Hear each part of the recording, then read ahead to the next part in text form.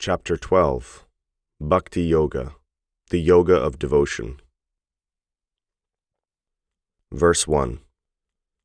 Arjuna said, "Who is best situated in yoga, those who constantly glorify you, or those who are situated in your impersonal, imperishable aspect?" Verse 2. Bhagavan Śrī Kṛṣṇa replied, "Those who fix their minds upon me, who constantly glorify me, and possess great faith, I consider them to be most perfect." Anuvrtti. Up to this point in Bhagavad-gītā, Śrī Kṛṣṇa has explained his personal, impersonal, and universal aspects as well as the various types of yogis. Now Arjuna asks for special clarification as to which is the better path. The path of Bhakti Yoga centered on Krishna directly and performed with acts of devotion, or the impersonal path that tries to focus on Krishna's brahman effulgence, Brahmajyoti. This is a question for many persons starting on the path of transcendence. Which path is better, the personal or the impersonal? Here Śrī Kṛṣṇa says that the personal path is best. The bhakti yogi who is fixed in meditation on Krishna's form of beauty, who constantly glorifies him with great faith and determination, is the best of yogis. The bhakti yogis that engage on the personal path of self-realization are called Vaishnavas.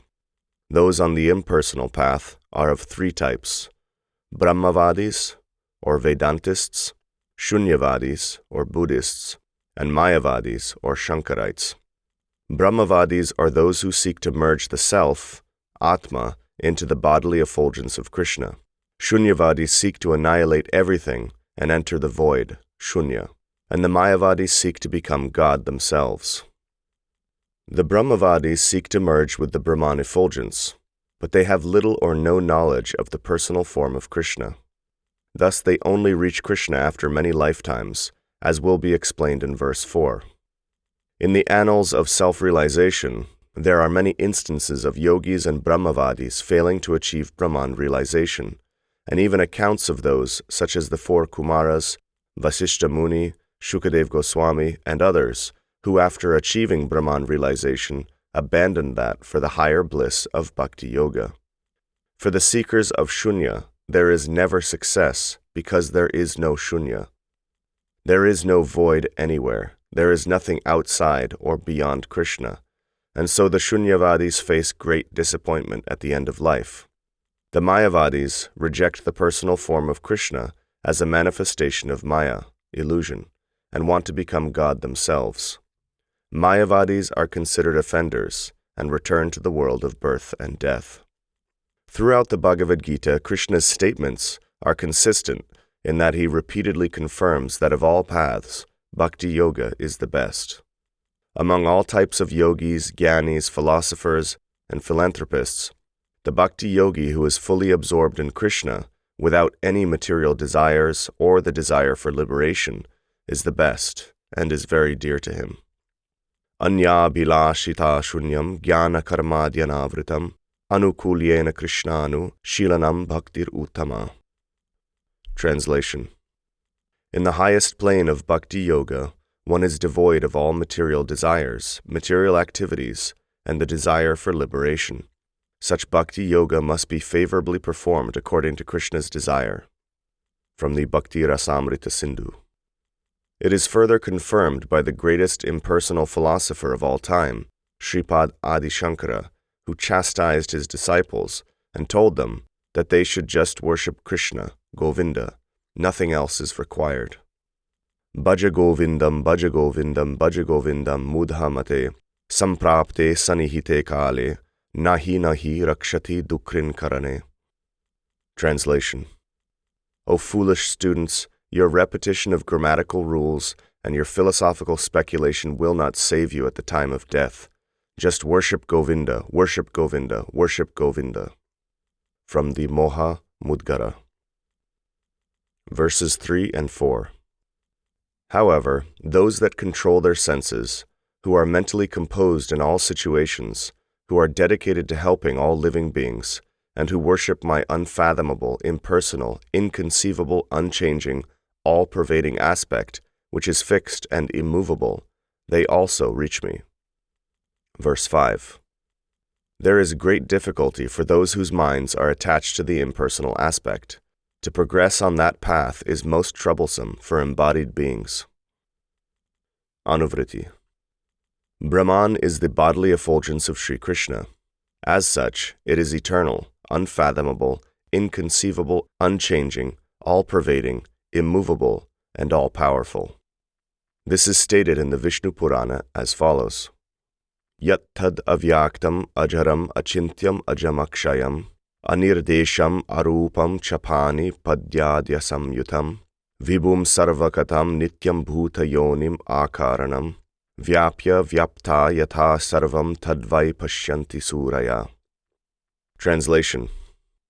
The Brahman feature of the Supreme is unmanifest, unaffected by time, inconceivable, without material origin, free from decay and diminution, indescribable, formless, without hands, feet, or other limbs, all-powerful, all-pervading, eternal, the origin of all material elements, without any material cause, present in everything, although nothing is situated in it, the source of the material cosmos, and the object of vision for the demigods. From the Vishnu Purana. That effulgence of Krishna is non-different from him, and shines like millions and millions of suns. Vasudevad abhinastu vahnyarkendu shataprabham vasudevo pi bhagavams taddharma parameshwara svam diptim kshobhayatyeva tejasa tena vayutam prakasha rupo bhagavan achutam chasakrid dvija. Translation. The effulgence of the impersonal Brahman is like unlimited fires, suns, and moons. Brahman is non-different from Vasudeva, Krishna. Vasudeva is full of all auspicious qualities, and his nature is that he is the supreme controller. When he removes the covering of his own Brahman effulgence, Krishna reveals his original, eternal, transcendental form. From the Narada Pancharatra. The concept of liberation in the impersonal Brahman is often sought by those who are frustrated with material existence, but who have no knowledge of Krishna. Certainly, a sense of detachment and renunciation from material activities is laudable, but Krishna says that the path is more trouble than it's worth. If one endeavors for perfection of life by controlling the senses, being equipoised in all circumstances, cultivates the impersonal Brahman conception, and at the same time is dedicated to helping all living beings, then such a person may eventually reach Krishna consciousness. The impersonal path, Krishna says, is very troublesome and difficult to attain. Therefore, it is expected that ascending such a path can extend over many lifetimes, and there is also the chance of total failure and loss. The Brahmavadis must cultivate sense control, etc., as mentioned above with the study of Vedanta. After many lifetimes, by cultivating such knowledge, when the Brahmavadi understands that Krishna is everything, Vasudeva Sarvamiti, he at last reaches him. The Shunyavadi and the Mayavadi never reach Krishna until they adopt the path of Bhakti Yoga. However, a Vaishnava may come to Krishna consciousness in one lifetime. Verses 6 and 7. O Partha, those who renounce all actions and offer them to me, who take shelter in me, who are fully absorbed in meditating upon achieving my association, and who always worship me, I swiftly deliver them from the ocean of birth and death. Verse 8. Fix your mind and intelligence on me alone, and ultimately you will come to me. Of this there is no doubt. Anuvrtti. For those who are embodied, the ocean of material existence is difficult to cross, because it is fraught with many dangers. But if one takes shelter of the lotus feet of Śrī Kṛṣṇa, then he delivers one from the ocean of misery as easily as one is ferried across the water in a boat. It is mentioned in the Srimad Bhagavatam. Kritshro mahan iha bhavarnavam aplavesham shadvarga nakram asukena tirti shanti Tattvam harer bhagavato bhajaniyamangrim kritvodupam vyasanam uttaradustararnam. Translation. In this life, the ocean of ignorance is the most troublesome to cross because it is infested with the sharks of the six senses. Those who have not taken shelter of Śrī Kṛṣṇa undergo severe austerities and penances to cross that ocean. Yet you should cross that difficult ocean simply by making a boat of the lotus feet of Krishna, which are most worthy of worship. Verse 9. Dhananjaya, if you cannot firmly fix your mind upon me, then try to reach me by the constant practice of Bhakti Yoga. Verse 10. If you cannot keep up the practices of Bhakti Yoga, then just try offering your work to me. Thus you will reach the perfect stage. Verse 11. If you are unable to do that, then do your work and offer the results to me. While controlling the mind, give up all the results of your activities. Verse 12. If you cannot follow this instruction, then engage yourself in the cultivation of knowledge. However, meditation is superior to knowledge. Better than meditation is the renunciation of material gain, for by such renunciation one finds peace. Anuvrtti. Bhakti Yoga has two approaches, the direct and the indirect. Śrī Kṛṣṇa tells Arjuna in verse 8 that the direct approach is to fix your mind and intelligence on me alone. Such a stage is called Raganuga Bhakti, or spontaneous devotion, which is independent of the support of rules and regulations. However, this stage of Raganuga Bhakti is not easily achieved, especially for beginners. In that case, Krishna recommends the indirect approach to Raganuga Bhakti, which is the constant practice of rules and regulations known as sadhana bhakti. If such a practice is not possible, then Krishna suggests that one should work for him. If one cannot do that, then he says that one should renounce the results of one's activities and offer them to him. If one cannot do that, then one should engage in the cultivation of knowledge to understand what the body is, what the Atma is, and who Krishna is. One will then gradually advance from whatever stage they are at and progress to the topmost stage of approaching Krishna directly in Raganuga Bhakti. This is also stated in the Śrī Brahma Samhita as follows. Prabuddhe jnana bhaktibhyam atmanyananda chinmayi udyetanu tama bhaktir bhagavat prema lakshana. Translation.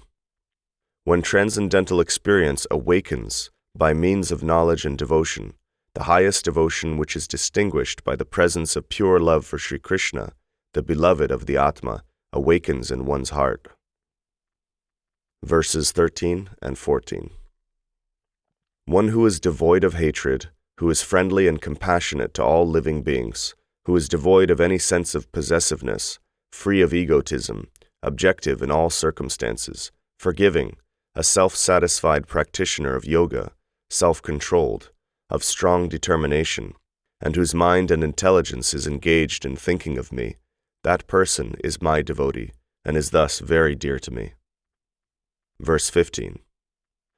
One who does not cause distress to anyone, and who is never distressed by anyone, who is free from happiness, anger, fear, and anxiety, is very dear to me. Verse 16. One who is indifferent, pure, expert, dispassionate, free from distress, and who renounces all selfish desires, is very dear to me. Verse 17. One who neither rejoices nor envies, who feels neither sorrow nor desire, who rejects both auspiciousness and inauspiciousness, that person has devotion and is very dear to me. Verses 18 and 19. One who is equal to both friends and enemies, equipoised in fame and infamy, heat and cold, pleasure and pain, who is detached, equal to insult and praise, of controlled speech, satisfied in all circumstances, who has no attachment to any residence, and of steady mind, that person has devotion and is very dear to me. Verse 20. Those who are faithful, who follow this eternal path of Dharma that has been described by me, considering me to be supreme, such persons are very dear to me. Anuvrtti. Everyone in the world would like to see peace and harmony, but what prevails is quite the opposite.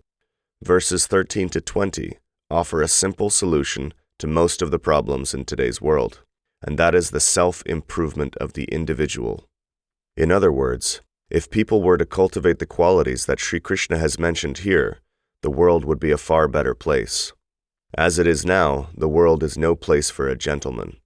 Being devoid of hatred, being friendly and compassionate to all living beings, being devoid of any sense of possessiveness, free from egotism, objective in all circumstances, forgiving, self-controlled, and being of strong determination, etc., are indeed noble qualities.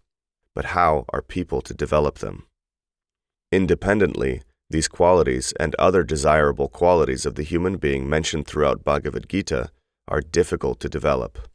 It is seen that sometimes a person may possess 1, 2, or 3 of such qualities, but where is that person who has all these qualities?